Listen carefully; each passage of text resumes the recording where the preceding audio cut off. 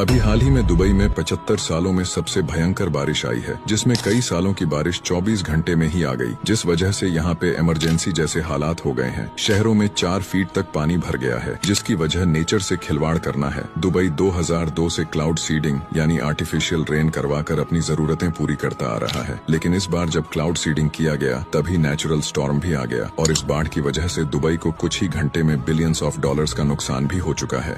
और आपको इन सब चीजों के बारे में जानने में दिलचस्पी है, हमारे साथ जरूर जुड़े।